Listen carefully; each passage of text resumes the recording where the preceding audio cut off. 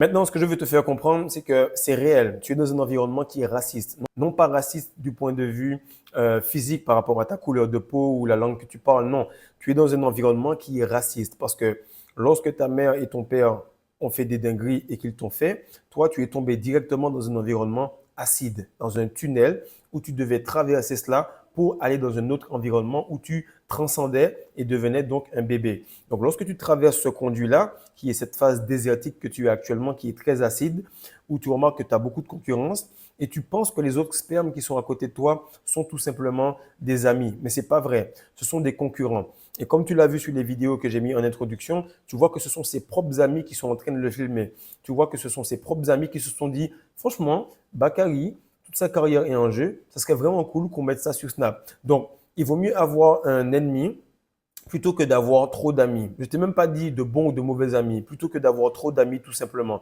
C'est pour ça que je t'explique que le game est spirituel, le game est silencieux et le game est solitaire. Tu es venu seul dans ce monde, tu partiras seul dans ce monde.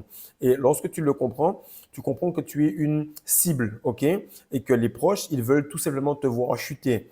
Ils veulent te voir chuter parce qu'ils se disent, je ne peux pas aller avec lui. Plus on avance et moins il y a de spermatozoïdes qui sont en contradiction avec nous, et plus moi je commence à fatiguer. Donc il faut que je trouve un moyen de lui péter sa carrière. Maintenant, ce qui arrive, c'est qu'avant chaque grosse manifestation, avant chaque moment où tu sens que yo, I'm him, comme je suis vraiment le gars le plus beau, le plus ci, le plus ça, frère, il y a toujours un truc qui va se passer après.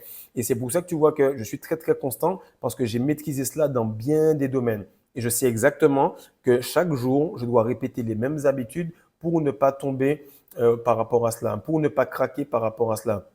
D'ailleurs, tu l'as vu, même si tu es en rétention, même si hormonalement tu es stable, même si tout se passe bien et que ça fait plus d'un an et demi que tu es en rétention, il y aura toujours quelque chose d'extérieur, il y aura toujours une petite flatline, il y aura toujours un petit wet dream, il y aura toujours un petit truc pour te faire chavirer.